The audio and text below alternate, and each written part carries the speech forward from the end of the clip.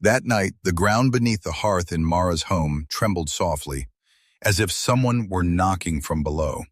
And in her restless sleep, she heard the roots breathing in ragged gasps, like a creature on the verge of death. The next morning, she opened her shop as usual.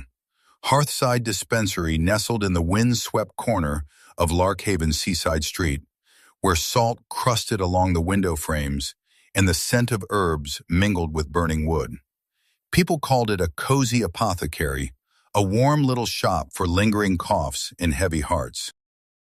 They believed Mara was simply a young woman with her hair tied back neatly and hands often dusted with powdered roots.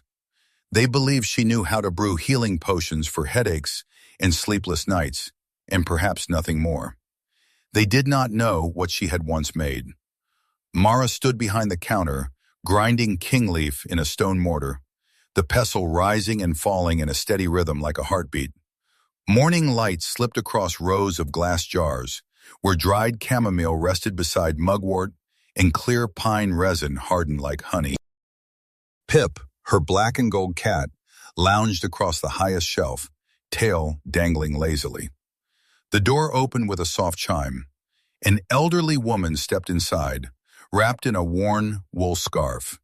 She placed a single coin on the counter and said in a hoarse voice that she could not sleep. Her dreams frightened her. Mara nodded without asking more. She poured valerian tea and added a few drops of lavender essence. Familiar work, repeated, safe. But when the old woman left, Pip suddenly leapt down, claws scraping at a sheet of paper that the wind had pushed beneath the table. The letter had arrived 3 days earlier. The ink was a deep blue, like dried tree sap. The seal was not wax, but a thin, pressed sliver of bark, carved with interwoven roots. The sender had signed his name Rowan Ashcombe, a druid. Mara had read the letter so many times she knew it by heart. He did not ask for medicine. He did not describe an illness. He only wrote that something was crying beneath the earth in Brynwick, and that he needed the precise hands of alchemy, not merely nature magic. She had smiled when she read that line. People still thought alchemy was nothing more than careful measuring and weighing. They did not understand that a formula could unlock things older than the forest itself. She bent to retrieve the letter. Pip stared at the carved root seal, ears flattened. The cat had never reacted that way to parchment before. By midday, a group of sailors entered the shop. They laughed loudly, bringing with them the scent of ale and dried fish. One tall man glanced at the rows of bottles and smirked. Just leaves in colored water. Mara smiled gently. She handed him a small vial and told him that if he remained awake after draining his drink that night, he should place 3 drops into warm water. He shrugged, paid, and left. That evening, when the sea wind shrieked across the rooftops, the man returned. He was no longer laughing. His eyes were wide, as if he had awakened from a trance that had lasted years. He said nothing. He placed 2 coins on the counter instead of 1, and quietly walked away. Mara did not follow. She knew he had seen something in the dream, whose door she had opened. Pip leapt onto her shoulder and purred softly. Night fell. She locked the shop. The small back room warmed beneath glowing coals in the hearth. She spread Rowan's letter across the table. Brynwick lay beyond Hollowmarsh, where people hung salt bells at their doors to ward off evil. They said there were no druids there. They said the forest did not welcome strangers. Mara watched the fire and remembered her dream. The roots knocking beneath her floor, not in anger, but in plea. She opened a wooden cabinet and removed a small, locked box. Inside was no coin but a shard of bark black as coal, carved with ancient sigils. No one in Larkhaven knew she possessed it. No one knew that years ago, before opening this cozy apothecary, she had stood in a burning forest and brewed a potion whose recipe was written in no book. She closed the box. At dawn, while the sky still wore a veil of mist, Mara fastened her cloak and slipped several bundles of basic herbalism supplies into her leather satchel. along with her recipe journal. Pip jumped onto her shoulder as if this journey had always been inevitable. She hung a small wooden sign on the door, closed for a few days. Passers-by would assume she was gathering herbs. They would not imagine she was stepping into a true fantasy where roots could drive people mad and salt bells rang out of fear. When she left Larkhaven, the sea wind swept her hair back. The path toward Hollow Marsh was narrow and slick with mud, wild grasses clawing at the hem of her cloak. Pip suddenly hissed softly. In the distance, perched upon a rotting post in the marsh, stood a still marsh bird. Its feathers were silver gray, its eyes dark gold. It stared directly at Mara without blinking. Then it lowered its head in a gesture that felt unmistakably like a greeting.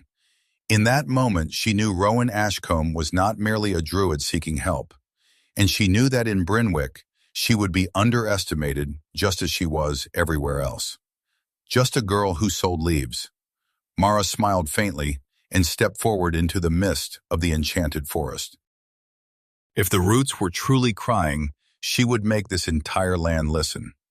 The first man she asked for directions spat on the ground the moment she mentioned the name Rowan Ashcombe. The second woman made the sign of a salt bell over her chest, as if Mara had spoken the name of a demon. Brynwick did not greet her with stares, but with a silence heavy as soaked stone.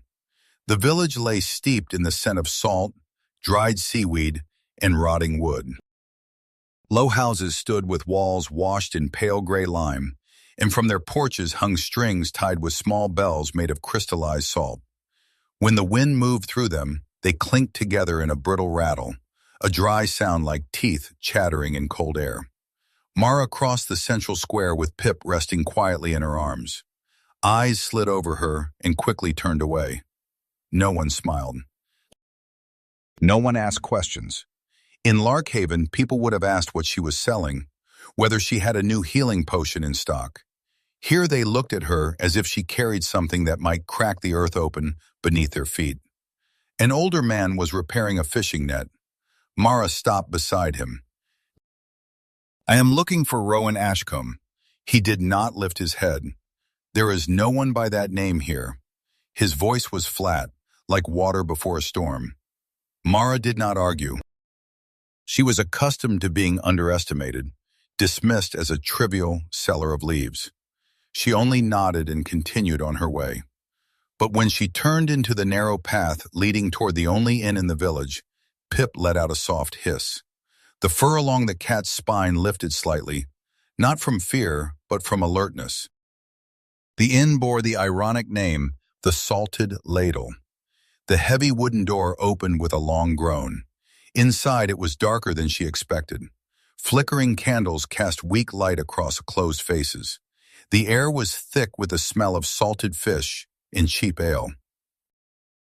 The innkeeper was a large man, broad-shouldered, with small, sharp eyes like fragments of oyster shell. He wiped a glass with a damp cloth of uncertain cleanliness. Mara approached the counter. "I need a hot meal and a room for the night." He looked her up and down. "You are not from here?" "No." "Then you should be careful what you ask." Mara placed a few coins on the counter. "I am only asking for directions." Rowan Ashcombe. The air seemed to seize. A man at a nearby table dropped his cup. The shattering glass rang out sharply. The innkeeper narrowed his eyes. "I told you, there is no one like that." But he spoke too quickly. Mara said nothing more. She accepted the plate of dry roasted fish and a thin bowl of soup. Pip sniffed once and turned away. Mara exhaled quietly. Her cozy apothecary might lack luxury, but at least it did not feel like sitting inside a curse. She chose a shadowed corner with her back to the wall. Candlelight flickered and cast long shapes across the wooden floor. In the far corner near the cold hearth, a figure sat in silence. No one paid attention to him, or pretended not to. Pip suddenly lifted her head, golden eyes bright. The figure rose. He stepped out of the shadows with measured ease. A gray cloak blended with the ash-colored room. Dark brown hair was tied neatly at the nape of his neck. Moss-green eyes studied Mara as though she were an intriguing question. "Forgive the reception," he said softly. His voice was low but not heavy. "I fear Brynwick has forgotten how to smile." Mara set her spoon down. "Rowan Ashcombe." It was not a question. A faint smile touched his lips. "I had hoped you would recognize me." Pip leapt from her chair and approached him. The cat circled his legs once, then paused and touched her nose to the hem of his cloak. After a brief moment, she pressed her head against him. The innkeeper turned away as if he saw nothing. "They do not know you," Mara said quietly. "They do not wish to know," Rowan replied. "It is much easier that way." He sat across from her, candlelight reflecting in his eyes like small flames. "You arrived sooner than I expected.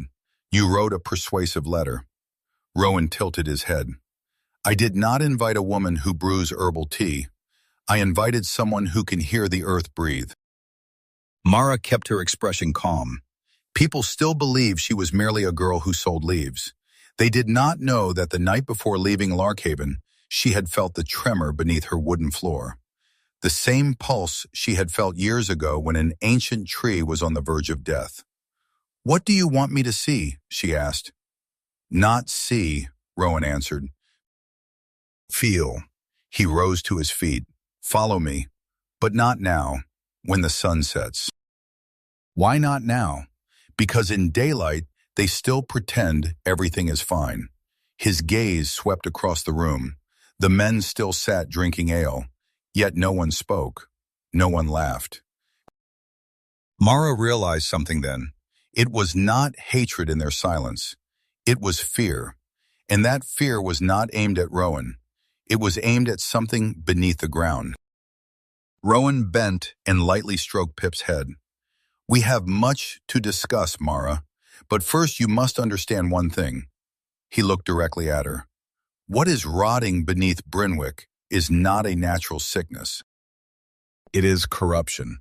And if we do not act, those salt bells will no longer ring to ward anything away." A chill ran along Mara's spine. Somewhere in the village, a bell rang, not stirred by wind.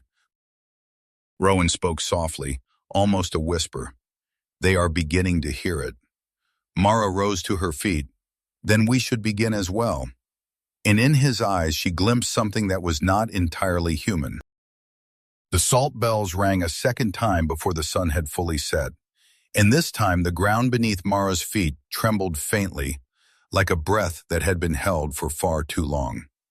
Rowan did not turn back as he stepped out of the inn. He only spoke softly, as though the night wind were the one meant to hear. "Do not walk too close to me while we are still in the village." Mara understood. In Brynwick, the presence of a druid was a silent accusation, and she, a stranger from Larkhaven, was merely a convenient excuse. She walked several paces behind him, keeping enough distance that no one would assume they were together. Pip stayed close at her heels, tail lowered, golden eyes fixed on the silent rooftops. The villagers had shut their doors earlier than usual. The strings of salt bells hanging from the porches no longer clinked lazily in the wind. Instead, they rattled in short, urgent bursts, as though touched by something unseen. Mara lifted her gaze toward the old lighthouse. The dark stone tower stood alone at the edge of the marsh, its shadow stretching long like a crack across the earth. She felt it, not with her eyes but along her spine. That is the place. Rowan turned down a narrow path leading out of the village toward Hollowmarsh. As the last of the daylight faded, he stopped beside a dense wall of reeds. "From here onward," he said, "they will no longer follow." "Who?" Mara asked. "The bell-keepers, the Order of the Salt Bells." Mara frowned. She had heard the name whispered inside the inn. "They believe you are the cause of everything." Rowan let out a quiet laugh, though it did not reach his eyes. "They believe I am a reminder." He lifted his hand, pressing his palm against the air before him, as though touching an invisible barrier. Mara watched the reeds tremble, though no wind stirred them. Slowly they bent aside, parting to reveal a narrow passage. Nature magic. Mara followed him into the darkness of the enchanted forest. The air shifted immediately. The scent of salt faded, replaced by damp earth and roots. Pip moved ahead, silent and alert. Rowan did not follow a clear trail. Several times he stopped, kneeling to press his hand against the ground. Each time he did, the air around him seemed to quiet, as though the forest itself were listening. "What are you doing?" Mara asked softly. "Listening." "To what?" "Emotion." Mara almost laughed, but then she felt it too. Something beneath her feet, deeper than mud and roots, was contracting. Not a physical motion, but a spreading ache like ink bleeding across parchment. Corruption. They walked farther until the trees grew taller and older, their bark darker. Rowan stopped before a massive trunk whose roots broke through the soil and reached toward the lighthouse. He did not need to point. Mara already knew. She knelt and placed her hand against the exposed root. It was hot. Not warm like sunlight, but hot like skin burning with fever. Sap seeped from a small crack, cloudy green mixed with gray, thick and viscous. Mara took a small glass vial and caught several drops. She opened her satchel, removed powdered king leaf she had prepared earlier, and added a few drops of water. The mixture fizzed lightly and darkened. Rowan watched. "What do you think?" "Not natural," Mara said. "This is not simple decay. There is a supernatural element." Rowan closed his eyes, placing his palm against the root. His face tightened with strain. "I can soothe it for a time," he whispered in a language Mara did not understand. The leaves around them trembled. The air softened, as though someone had lowered the volume of a distant groan. "But only temporarily," he said. Mara began her work. She rinsed the crack with clean water, trimmed away softened rot, ground yarrow and mugwort into a thick paste, and mixed it with pine resin to seal and preserve moisture. A healing preparation in balm form. She bound it with a broad leaf and secured it in place. They waited. The moon climbed higher. The wind stilled. Then the sap began to seep again, more heavily. Its color shifted toward a faint red. Mara exhaled. Not enough. Rowan did not appear surprised. "I have tried my way." "You have tried yours. This does not respond to a single discipline." Mara looked toward the lighthouse. "It needs something tied to its past." Rowan opened his eyes. "What are you thinking?" "The strongest potion recipes I have ever made," Mara said slowly, "all required an anchor of memory, something belonging to a time when it was whole." Rowan remained silent. "If Glimmerroot was once revered," she continued, "something must remain." Rowan turned toward the village, the Salt Bell Tower. Mara narrowed her eyes. "They will not let us enter." Rowan shook his head. "No." At that moment, Pip let out a soft sound and stared toward the lighthouse. In the distance, a figure stood at the top of the tower, faint beneath the moonlight. "They are guarding it," Rowan said. Mara rose to her feet and brushed the dirt from her hands. "Then we will not ask permission." Rowan studied her, something shifting in his expression. "I believed I invited an apothecary." Mara gave a small smile. "You invited the right person." The wind moved through the forest, carrying the distant ringing of salt bells. And for the first time since she had set foot in Brynwick, Mara understood that the villagers' fear was not entirely blind. Beneath this root there was not only sickness, there was a secret someone had tried to bury, and she had just decided to unearth it. The tower guard had no idea that beneath his feet, the earth had just been awakened. And when he turned his back to the sea, it was his own shadow that pointed the way for Mara. They did not return to the village at once. Rowan led her along a narrow path tracing the edge of the marsh, where reeds rose to shoulder height, and the black water reflected the moon in warped fragments. The air here felt heavier, as though every breath required permission. The salt bell tower loomed ahead, gray stones stained by salt and time. The bells hung high above, silent, yet the chords trembled faintly, though no wind stirred them. "They are afraid of something," Rowan whispered. "Or they are guarding something," Mara replied. Rowan turned to look at her. There was a flicker of scrutiny in his gaze. He did not yet fully understand the woman standing beside him. She was not the gentle seller of herbal tea that villagers could dismiss. Mara reached into her satchel and withdrew a small tied bundle. When she opened it, a sharp, acrid scent rose at once. "What is that?" Rowan asked quietly. "Something that makes a person care about nothing but their stomach." She mixed powdered rotage root with a pinch of black ash from dried fennel and added a few drops of marsh water. The mixture fizzed softly, turning a gray-green hue. Pip stepped back several paces, clearly displeased. "Do not stand too close," Mara murmured. She placed the small bowl against the base of the tower wall. Rowan flicked his fingers, and a tiny spark flared from the air, touching the mixture. The smell rose almost immediately. It was not decay, but something that tightened the throat and clenched the stomach. Above them, the guard stiffened. He leaned over the parapet and frowned. Then he coughed. Mara and Rowan had already withdrawn into shadow before he understood. He rushed down the spiral stairs, footsteps pounding. When the tower door burst open, the stench struck him like a blow. He did not even manage a word before he stumbled toward the nearest bushes. Rowan looked at Mara with an expression caught between surprise and admiration. "You are unlike any apothecary I have ever met." Mara shrugged lightly. "I do more than brew healing potions." They slipped inside the tower while retching echoed from a distance. The interior was dark and cold.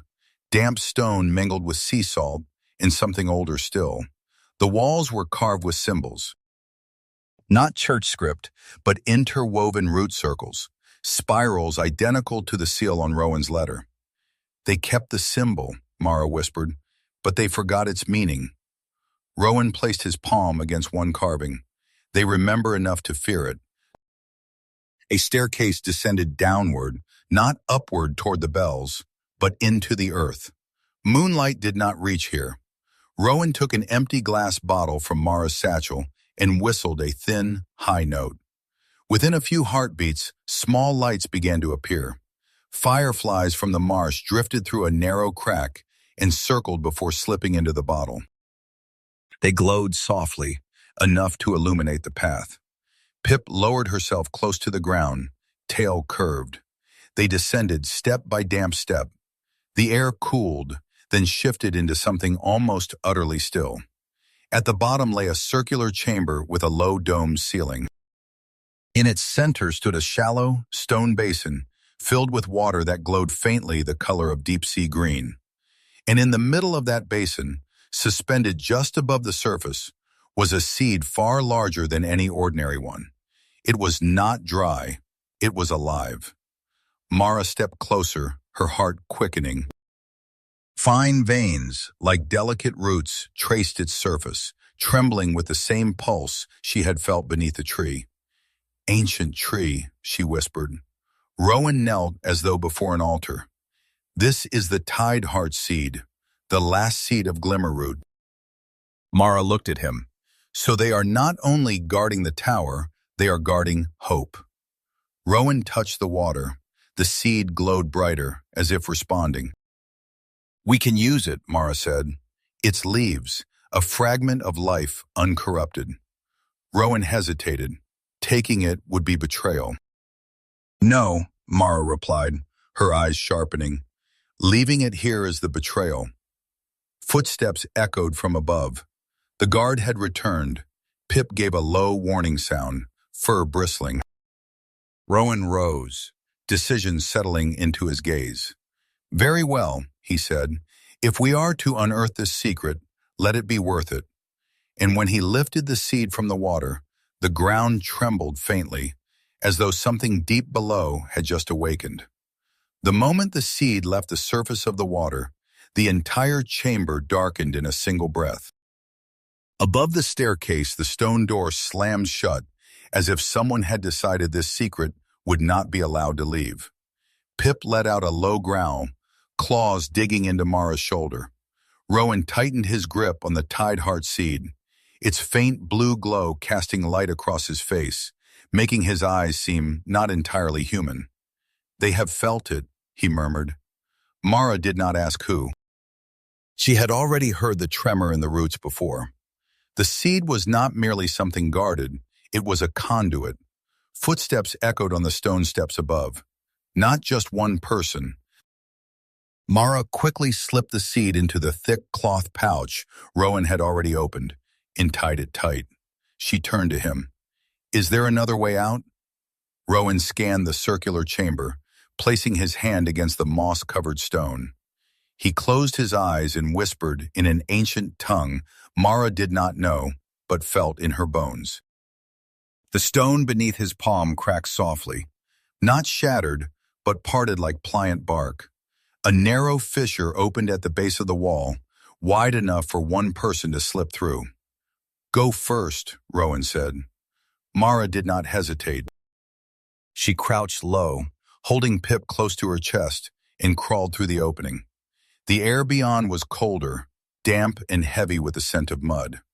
Rowan followed, and the instant he withdrew his hand, the stone sealed as if untouched. They emerged on the lower slope behind the tower near the marsh's edge. Voices drifted down from the main entrance, confused and angry. "They think someone has stolen a sacred relic," Mara whispered. Rowan looked toward the lighthouse, where Glimmerroot's roots spread beneath the earth like veins. "No," he replied. "They think someone has awakened what they tried to forget." They did not slow until the tower's shadow faded behind them, and reeds once more swallowed the path. The marsh night was quieter, yet far from peaceful. The Tide Heart seed in Rowan's pouch radiated a faint warmth, like a fragile heartbeat. When they returned to Rowan's root house, the fire had burned low, yet the space remained warm. Bundles of herbs hanging from the ceiling swayed gently, as if sensing what had just transpired. Mara placed the pouch on the thick wooden table and untied it carefully. The Tide Heart seed lay in her palm, its pale blue light flickering like breath beneath water. "It is still alive," she said. Rowan nodded, "but not as whole as before." Mara examined it closely. A thin crack traced the shell, not caused by them, but as though the seed had long endured pressure. "Corruption has touched it," she whispered. Rowan fed more wood into the hearth. Flames flared, illuminating the room. "We do not have much time." Mara had already opened her kit. She removed her small mortar and pestle and the bundles of herbs she had prepared in Larkhaven. Dried chamomile, king leaf, pine resin, and several roots she used only when truly necessary. She looked at Rowan. "Do you have fermented wine?" He raised a brow. "I do not drink. I did not ask if you drink." Without further comment, he retrieved a clay jug. The faint scent of fermented fruit spread through the room. Mara poured the wine into a bronze pot suspended over the fire. She crushed chamomile and king leaf until they darkened and released their fragrance. When the mixture fell into the heated wine, a thin, pale smoke rose, green as morning mist. Across the room, Rowan knelt and placed the Tide Heart seed into a basin of rich black soil. He began his ritual, fingers tracing circles in the air, voice low and steady like the tide. Nature magic and alchemy filled the chamber at once. Mara stirred the pot 7 turns clockwise, then 1 counterclockwise. She added a few drops of pine resin, then a small shard of briarthorn root. Each addition brought a reaction. The color shifted from pale gold to deep blue, growing darker still. Beside Rowan, the Tide Heart seed trembled. A larger crack split its surface. From within, a slender shoot pushed free, dark green and resolute. Mara lifted her head, eyes bright. "That is what we need." Rowan carefully snipped the first leaf that unfurled and brought it to her. She said nothing, only released the leaf into the pot. The liquid did not boil. It stilled for a breath, then thickened, swirling inward like a miniature tide. A luminous sapphire hue gleamed beneath the firelight. Rowan watched her, recognition clear in his gaze. I believed I could heal it alone. Mara offered a faint smile without looking away from the brew. And I believed I was only a seller of leaves. Pip leapt onto the table, watching the potion as it slowly grew dense. Outside, far in the distance, a salt bell rang once more. But this time it did not sound like a warning. It sounded like an answer. By the time the potion had fully cooled, the liquid inside was no longer herbal wine, but a smooth, dense substance of sapphire blue, shimmering like deep water under moonlight. And in that very moment, the root house trembled faintly, as though the entire marsh had shifted its breath. Rowan opened his eyes from the ritual. Sweat dotted his brow, yet his gaze was clearer than ever. It is waiting, he said. Mara did not ask what. She had felt it from the instant the first leaf touched the brew. Glimmerroot was not only in pain, it was waiting for something to return. She carefully ladled the thick balm into a square glass bottle with a heavy base, sealing it with a wooden stopper and binding waxed cord around its neck. Pip sat at the edge of the table, tail wrapped neatly around her paws, watching every movement like a stern overseer. We must go now, Mara said. Rowan nodded. He did not wear his cloak as he had in the village. Instead, he tied a dark green strip of cloth around his wrist, where faint vein-like markings lay beneath his skin. Before leaving, he glanced once more at the Tideheart seed. The young shoot had grown longer, though the leaf that had been cut left behind a small wound. I will return it, he whispered, as if speaking to a living being rather than a seed. They left the root house while the sky was still dim. Hollow Marsh no longer felt as silent as the night before. The air was heavier, as though something were listening to each footstep. Pip moved ahead, fur slightly raised.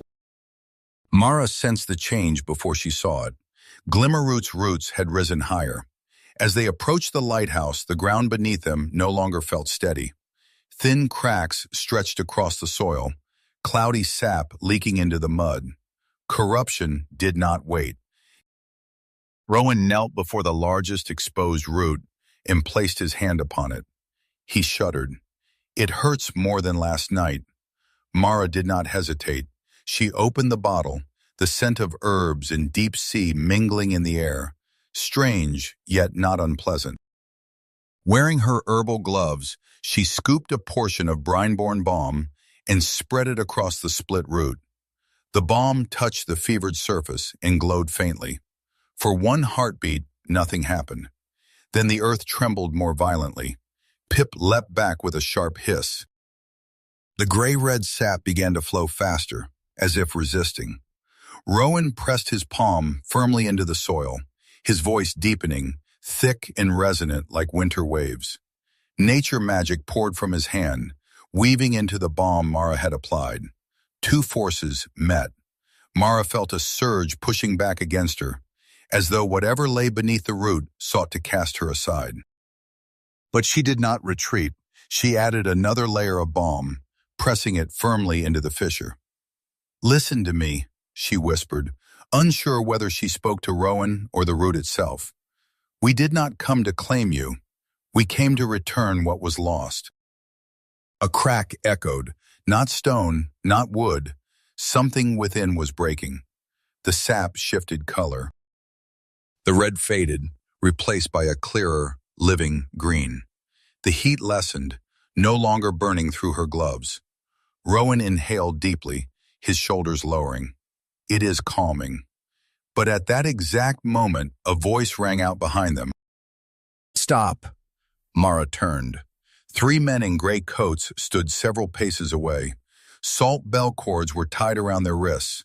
Their eyes were no longer only fearful. They were angry.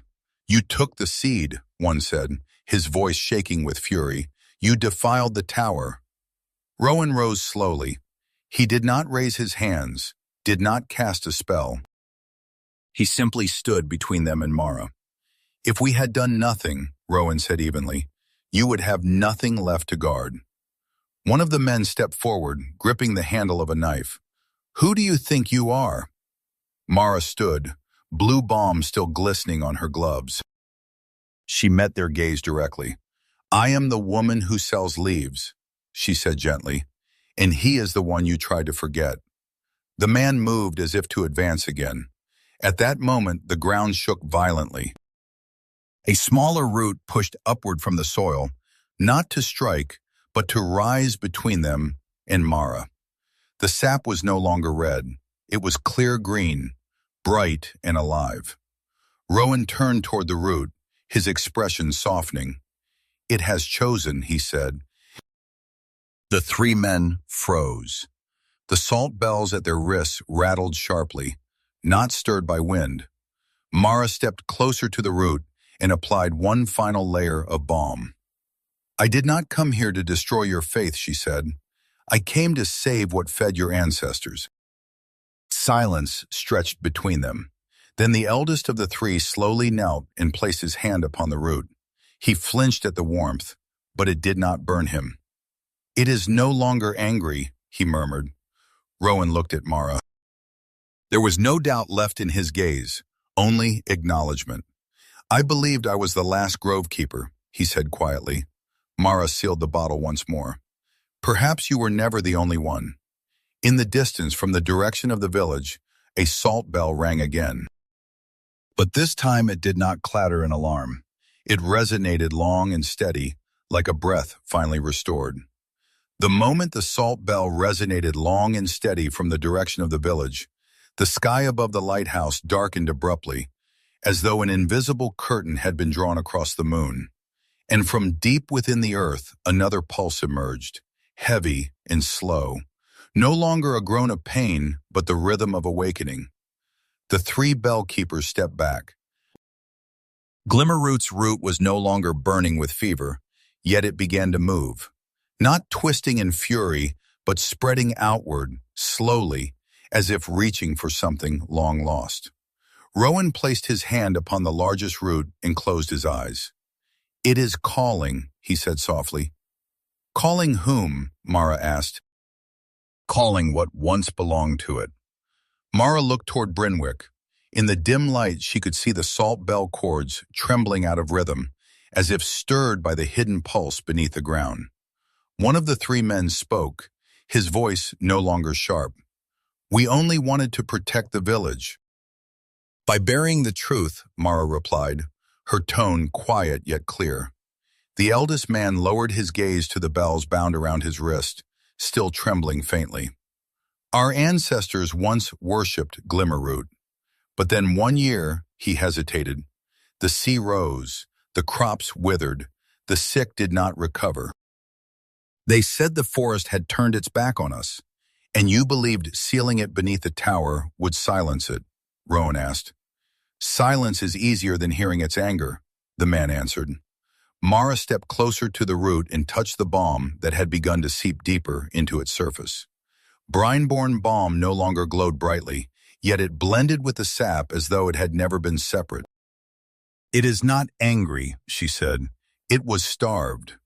The three men looked at her as though truly seeing her for the first time, not as a stranger from Larkhaven, but as someone who understood what they had feared for years. Suddenly, a cold current swept across the ground. Sap along a distant stretch of root darkened again, shifting toward the dull red-gray it had held before. Rowan opened his eyes, his expression changing. The corruption has not vanished. Mara straightened. You cannot heal a single wound. It spreads through the network. Rowan nodded. Glimmerroot does not lie only beneath the lighthouse. It threads through all of Brynwick. A sharp crack echoed from the direction of the village. Not wood. Stone. One of the bell keepers turned sharply. The tower. In the distance, the lighthouse silhouette wavered in the darkness, as if the earth beneath it were shifting. Mara tightened her grip on the remaining bottle of balm. We must complete it. At the center. Rowan understood immediately. The chamber below. The three men hesitated, then the eldest gave a single nod. If this is the only way, he said, then we will not stand in your path. Together they moved toward the tower, no longer in secrecy but openly. The tower door stood wide. Inside, the spiral staircase trembled faintly, as though something below were pulling at its foundations. When they reached the circular chamber where the Tideheart seed had once rested, the water in the stone basin had changed. It was no longer soft green, but murky like storm-driven sea. Rowan knelt and plunged his hand into the water. He recoiled. It is trying to defend itself. Mara peered into the basin. At the bottom, slender roots coiled and tightened around one another like constricting rope. The corruption still has a source. She closed her eyes briefly, recalling the crack in the Tideheart seed, recalling the way the first leaf had reacted in the brew. We must return the rest of the seed here, she said. Rowan looked at her. If we do, it will no longer be protected. Mara opened her eyes. It was never protected. It was imprisoned. Pip leapt from Mara's shoulder onto the basin's edge, staring into the water as though perceiving what human eyes could not. Rowan rose. I will bring the Tideheart seed. He turned and moved with a speed that was almost wind-like, not running but dissolving into motion. One of the bell keepers glanced at Mara. Are you truly only a seller of leaves? Mara did not answer immediately. She knelt and plunged her gloved hand into the basin. The water was freezing, yet deep below she felt a familiar pulse. I studied alchemy under someone who did not believe in magic, she said softly, and I once stood in a dying forest that everyone claimed could not be saved. The man swallowed. And what did you do? Mara lifted her head, her eyes reflecting the faint glow of the water. I made them believe again. Footsteps thundered down the stairs. Rowan returned, breath quick, the Tideheart seed cradled in his arms. The young shoot had grown longer, 2 leaves now unfurled, trembling in the damp air. He placed the seed into the center of the basin. The water flared with light. The roots at the bottom stretched outward and touched the shell. Mara poured the remaining brine-born balm into the water. Rowan placed his hand upon the rim of the basin. Mara placed her hand over his. 2 forces converged once more, nature magic and alchemy. The Tideheart seed trembled violently. Light burst from the basin and raced along the cracks in the stone. Above ground, the lighthouse stopped tilting. The salt bells throughout the village rang together, no longer chaotic, and this time the sound was not warning. It was acknowledgement. Glimmerroot was no longer confined. It was returning. As the light from the Tideheart seed spread through the stone chamber, the wall behind the basin suddenly split open, as if struck by an invisible fist from the other side. From the crack poured not roots, but a thick black substance that spilled forward like ink bleeding into water. Corruption was not only hidden in the soil, it had been waiting at the center.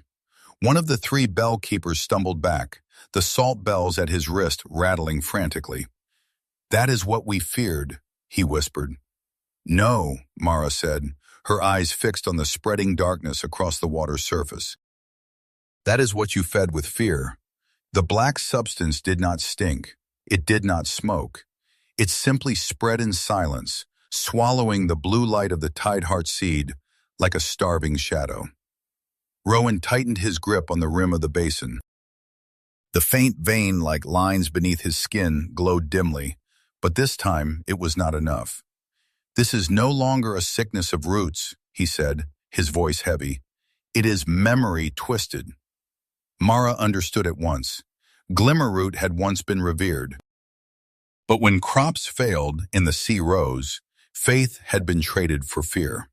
They built the tower, hung the bells, locked the seed beneath stone, and called it protection. They had severed the living thread. Corruption had not come from outside. It had been born from denial. Mara released Rowan's hand and stepped closer to the basin. She plunged both hands into the darkening water, cold biting into her skin. "What are you doing?" one of the bellkeepers cried. "Correcting a formula," she replied. Alchemy was not only the mixing of herbs. Sometimes it was the balancing of unseen forces. She closed her eyes and inhaled deeply.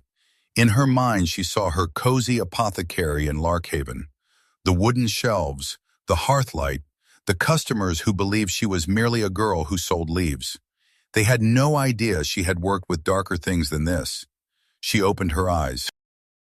"Rowan, I need you to let me work alone for a few heartbeats." He hesitated. "I can slow it," he said. "That will be enough." Rowan pressed his hand to the water. Nature magic flowed outward, slowing the black current as though it were caught in thick honey. Mara reached into her coat and drew out a small shard of black bark etched with ancient sigils, the piece she had carried from Larkhaven. She had shown it to no one, not even Rowan. She placed the bark upon the water's surface. The black substance touched it, and in an instant the carved symbols flared red. Rowan looked at her, true astonishment in his eyes for the first time. "You are not only an apothecary." Mara did not answer. She was listening. The dark current trembled as if called by name. "I know you," she whispered. "I have faced you in another forest." The bellkeepers exchanged uncertain glances. Corruption was not a creature, yet it carried memory. Mara pressed the bark deeper, merging it with the remnants of brine-born balm within the basin. Blue light and red glow intertwined, not clashing but weaving together. Rowan felt the shift before he saw it. "It is being restructured," he murmured. The black mass recoiled. It no longer spread. It did not vanish but slowly faded to pale gray, dissolving into the water like diluted ink. The tide heart seed flared brilliantly one last time, then its light softened and steadied. The chamber fell silent. Only the sound of water dripping from stone remained. Mara withdrew her hands from the basin. Her skin was flushed from cold in the drain of power. Rowan caught her as she swayed slightly. "Who are you truly?" he asked, no longer with the voice of a grovekeeper, but of a man confronting a secret. Mara exhaled slowly. "I am someone who was once told not to touch things greater than myself." She looked into the basin. The water was clear now. The roots at the bottom stretched gently, no longer constricted. And I did not listen. Above them, the salt bells rang again. Not by human hands. The marsh wind moved freely and steady. One of the three bell keepers knelt and removed the cord of bells from his wrist. "We guarded the wrong thing," he said quietly. Rowan looked at Mara, his gaze utterly different from when he first saw her in the darkened inn. "I believed I had invited someone to heal roots," he said, "but perhaps I invited someone who heals memory." Mara gave a faint, weary smile. "Never underestimate those who sell leaves." She turned toward the staircase leading back to the surface. "We are not finished," she said. "Glimmerroot has awakened, but Brinewick must learn to remember." And for the first time since entering the village, she no longer felt like a stranger. She felt like the one who had unearthed a truth buried beneath stone and salt for far too many years. The next morning, Brinwick awoke without a single salt bell ringing in fear. And that absence unsettled the villagers more than any warning ever had. Doors opened slowly. People stepped onto their porches and looked at one another, as if waiting for a sign that the disaster was not yet over. But there was no trembling earth. No roots splitting stone, no gray-red sap bleeding across the ground, only lighter air. Mara stood at the edge of the square, her hand resting on the strap of her herb satchel. Pip sat on the stone step beside her, tail wrapped neatly, eyes tracking every subtle movement in the village. Rowan stood a few paces away, no longer concealed in shadow, as he had been when they first met. In daylight he appeared almost ordinary, a man in a worn cloak with eyes too deep for comfort. Yet the ground beneath him still hummed faintly, as if acknowledging his presence. The three bell-keepers approached. Their anger was gone, replaced by fatigue and something close to shame. "We inspected the tower," the eldest said. "The basin is clear. The roots are no longer constricting." Rowan inclined his head. "Glimmerroot is recovering." "But not entirely," Mara added. She scanned the square. The salt bell cords still hung from doorways, quiet and strangely purposeless. "The corruption has been restructured," she said, "but if you choose fear again, it will find its way back." A young woman stepped forward from the crowd, cradling a small child whose face had been pale from many sleepless nights. "He slept last night," she whispered, "for the first time in weeks." Another man spoke up. "The fish did not rot in the nets this morning." Murmurs spread, not jubilant, but cautious in searching. Rowan looked at them steadily. "You once believed Glimmerroot was a blessing. Then you turned it into a curse when hardship came." The eldest bell-keeper lowered his gaze. "We chose control over listening." Mara stepped forward and set her satchel down on the stone. "I did not come here to replace your faith with another," she said. "But if you want Glimmerroot to live, you must let it breathe." She turned to Rowan. "How is the Tideheart seed?" A faint smile touched his lips. "It has taken root again beneath the chamber. It is no longer imprisoned." A child ran across the square and stopped in front of Pip. "Is your cat a bad omen?" the child asked bluntly. Mara laughed softly. "Only for those who enjoy being afraid." The sound was small, but it eased the tension in the air. Yet change did not arrive in a single miraculous instant. A man from the back of the crowd spoke, his voice firm. "And if the crops fail again? If the sea rises again?" Silence returned. Mara met his gaze. "Then you face it. You do not bury it beneath stone." Rowan stepped beside her. "Glimmerroot does not command the sea. It does not punish. It reflects." "Reflects what?" the man demanded. Rowan placed his hand over his chest. "How we treat it, and how we treat each other." A breeze swept across the square, stirring the salt bells gently. The sound was no longer sharp. Mara noticed the villagers' expressions had shifted. Not fully trusting, but no longer wholly doubtful. She was used to that. In Larkhaven, they had once looked at her the same way, as nothing more than a girl who sold leaves. They had not known she had stood in a dying forest and forced corruption to change form. She did not need them to know. She only needed them to remember. The eldest bell-keeper stepped closer and removed the cord of salt bells from his wrist, offering it to Mara. "We hung these out of fear," he said. "Perhaps it is time to hang them for memory." Mara took the cord, feeling the rough salt beads in her palm. "Do not hang them to ward things away," she said. "Hang them to remind yourselves to listen." Rowan watched her, his gaze deeper than the sea beyond the marsh. "You do not intend to stay, do you?" Mara looked toward the road leading out of the village, reeds swaying under the morning sun. "I have a cozy apothecary waiting," she replied, "and there are other roots that need healing." Rowan nodded, though something in his eyes lingered. "You understand," he said slowly, "that the druids of the grove are not only those born in forests." Mara met his gaze. "I was never one of your kind." Rowan smiled faintly. "You have always been part of the living thread." No one had named it. A salt bell rang again, this time tugged experimentally by a child. The sound was round and clear. Mara turned away, Pip leaping onto her shoulder.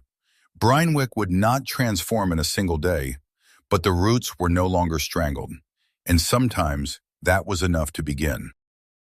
Behind her, Rowan stood in the sunlight, no longer a shadow in the corner of a dark inn, and for the first time, the villagers did not turn their faces away from him. 3 days later, the ground beneath the tower no longer trembled in pain, but in growth, as roots stretched outward with quiet strength. And that same morning, the first salt bell cords were taken down not by decree, but by the very hands that had once tied them tightest. Mara was not in the square when it happened. She sat inside Rowan's root house, carefully recording every detail of Brineborn balm, from the proportion of chamomile to the exact moment the tied heart leaf was lowered into the pot. Alchemy requires precise memory, she said when Rowan entered carrying a bundle of fresh leaves. If I miss even a single turn of the stir, it may not respond the same way next time. Rowan set the leaves on the table. Next time? Mara did not look up. Do you believe Glimmerroot will be the last root I encounter? Rowan let out a quiet laugh, though his eyes were not entirely light. Brynwick will not forget you, he said. They may forget, Mara replied. The earth will not. Outside, Hollow Marsh had changed. The heavy scent of stagnant water had softened, replaced by the damp fragrance of newly turned soil. Small green shoots had begun to push up around the base of the tower, where there had once been only mud and stone. The three bellkeepers no longer stood guard. They walked through the village explaining to those still doubtful that Glimmerroot was not a demon. Some listened, some remained silent. Change never arrives all at once. Rowan sat across from Mara. Will you leave today? She closed her notebook. Tomorrow morning. A quiet pause settled between them. How is the tied heart seed? She asked. Rowan led her down into the chamber. The stone basin was now clear. At its center, the tied heart seed had truly rooted, slender tendrils burrowing deep into the stone as if reclaiming an old place. The first leaf that had been cut had been replaced by two new ones, dark green and strong. It is no longer weak, Rowan said, but it is no longer alone. Mara looked closer. Along the basin's rim, fine roots had begun to form, as though a new network were taking shape. Corruption will not return easily, she said. But it still exists somewhere. Rowan did not deny it. Darkness does not disappear. It only changes form. Mara touched the water. It was no longer icy as it had been the first time. I once believed I could only heal small things, she said. Fevers, wounds, restless dreams. Rowan tilted his head. And now? Mara studied her reflection in the water. Now I know I can touch the things people are afraid to name. Rowan regarded her for a long moment. You did not tell me about the bark fragment. Mara smiled faintly. Not every formula is written in a book. He did not press further. Some secrets are honored by not being unearthed. By late afternoon, they returned to the village square. The tension that had once gripped it was gone. A few small stalls had been set up again. Children ran through patches of sunlight. The man who had once held a knife before the tower approached Mara. I was wrong, he said simply. Mara shook her head. You were afraid.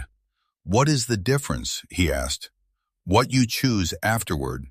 He nodded slowly. A woman brought Mara a warm loaf of fish bread. For your journey, she said. Mara accepted it. In Larkhaven, she was used to skeptical glances. Here she had grown accustomed to guarded suspicion. But now something else lingered in the air. Recognition. Rowan stood beside her as the sun sank, casting the lighthouse in warm gold. I once believed I was the last Grovekeeper, he said. Mara looked toward the marsh. Perhaps you were never the only one. Rowan turned to her. Will you return? Mara smiled. If Glimmerroot calls, I will listen. Pip leapt onto a stone step, staring toward the road leading out of the village. Her ears were pricked, as if she had already decided.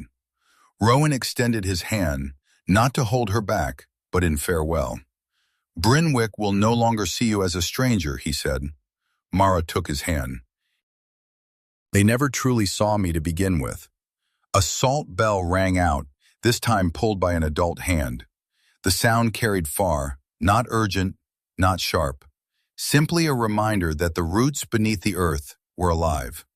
That night, when Mara returned to the root house to prepare for her departure, she looked across the marsh one final time. She had arrived as someone underestimated, and she would leave as something both land and people would have to learn to name.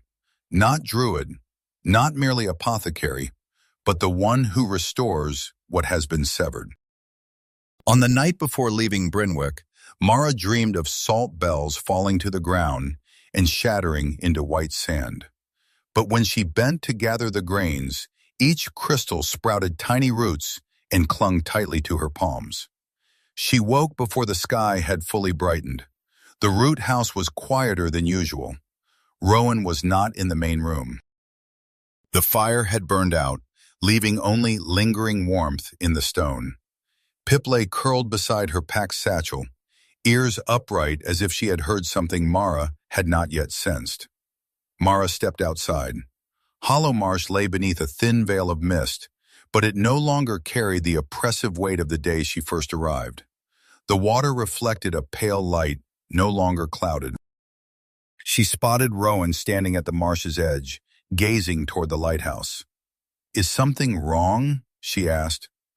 Rowan did not turn immediately. Last night, a few distant roots contracted for a moment. "Corruption?"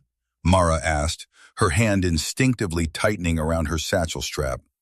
"No," Rowan replied, "only aftershocks."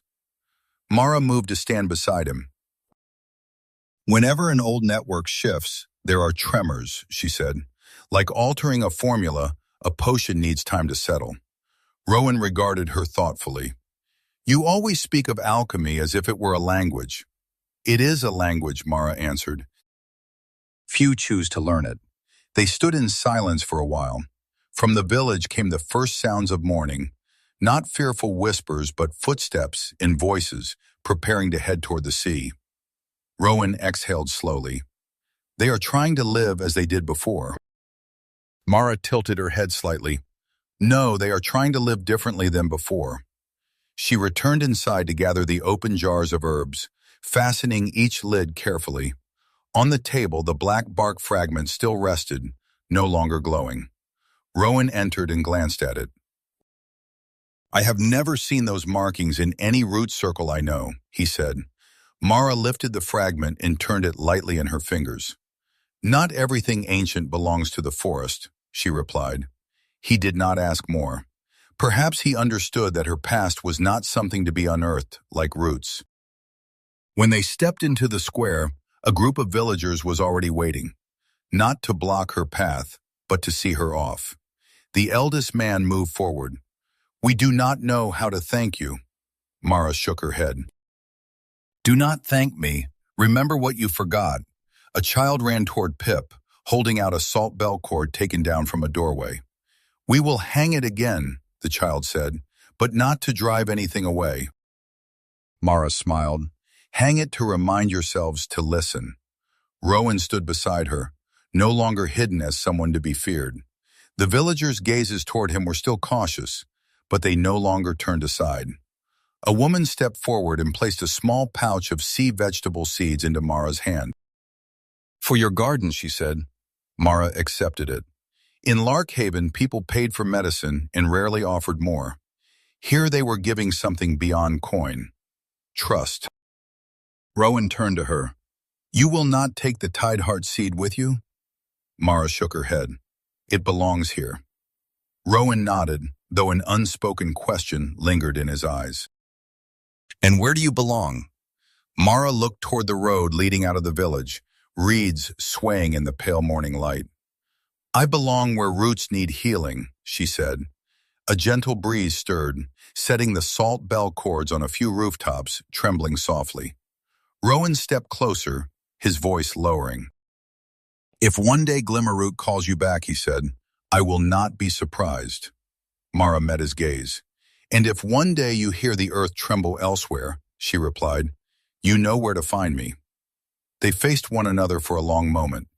Not a promise, not a binding, only acknowledgement. Pip leapt onto Mara's shoulder, claws catching lightly in the fabric.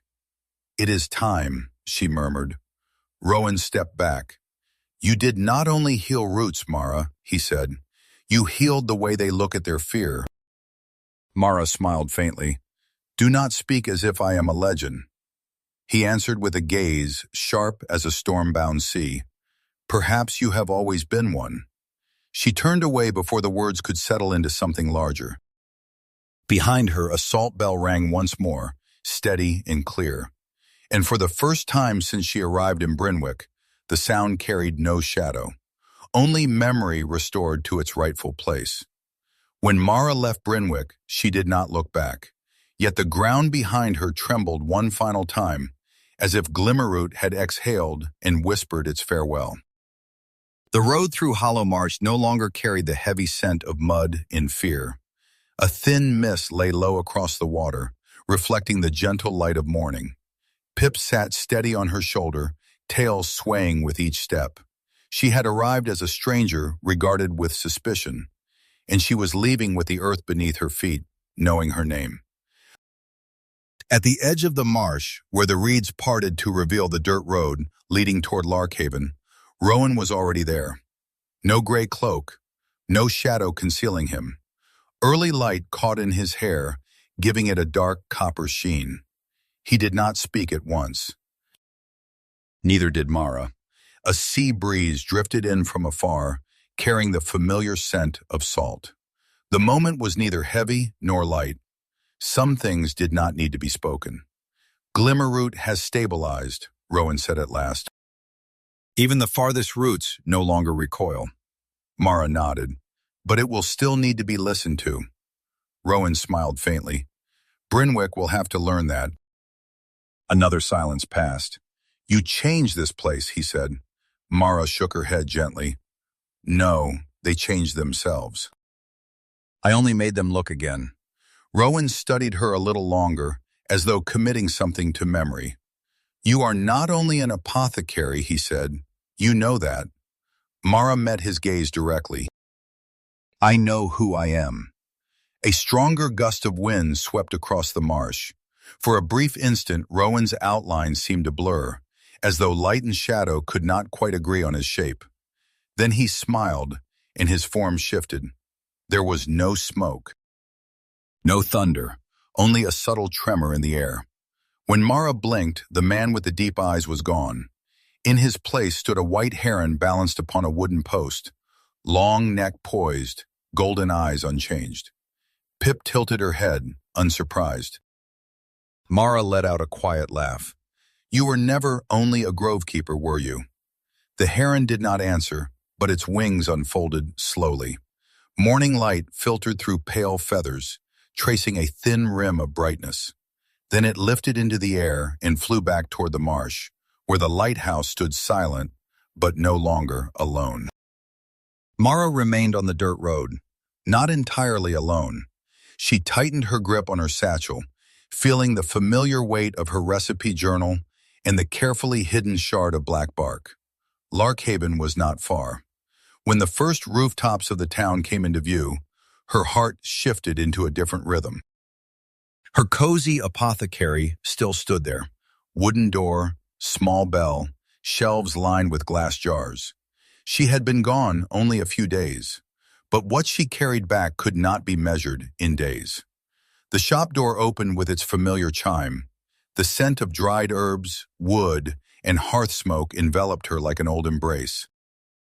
Light streamed through the window, touching the neatly arranged tinctures and crushed leaves. No one knew she had just left a village that feared its own roots. No one knew she had touched corruption and forced it to change form. They saw only a woman returning to her counter, brushing a thin layer of dust from the wood. Not long after, a customer entered, a middle-aged man with a troubled expression. I heard you sell something for dreamless sleep, he said. Mara looked at him and smiled. I sell something that helps people face their dreams, she replied. He frowned, not fully understanding, yet he placed his payment on the counter. Mara turned away and began grinding herbs. Pip leapt onto the highest shelf, eyes half closed though her ears remained alert. Far away, beneath the soil of a marsh village, the roots of Glimmerroot stretched a little farther, And here, among jars of chamomile and kingleaf, a woman continued her seemingly small work. If you walk beside Mara through the marsh, if you felt the earth tremble beneath unnamed truths, leave a message. Tell me what you heard in the sound of the salt bells. And if you wish to follow her into the next tale, where alchemy and nature magic weave together again between a cozy apothecary and distant lands, return. Roots never stop spreading, and those most underestimated are sometimes the ones who hold the living thread of an entire land. If this story stayed with you, if you felt the earth shift beneath your feet, or heard something unspoken in the silence between the bells, then you were part of it too. Stories like Mara's are not just about magic or ancient roots. They are about the quiet strength of those who are underestimated, the ones who work behind counters, who mix herbs, who listen more than they speak, the ones who carry deeper power than the world expects. If you'd like to journey further into this world of cozy apothecaries, hidden druid groves, and corruption waiting beneath the soil, make sure you stay connected. Leave a comment and tell me, what moment struck you the most? Was it the seed awakening, the bells falling silent, or the truth finally rising to the surface? Like this video if you want more dramatic fantasy storytelling. Subscribe so you don't miss the next tale, because somewhere, in another village, another root is beginning to tremble, and we'll be there to listen.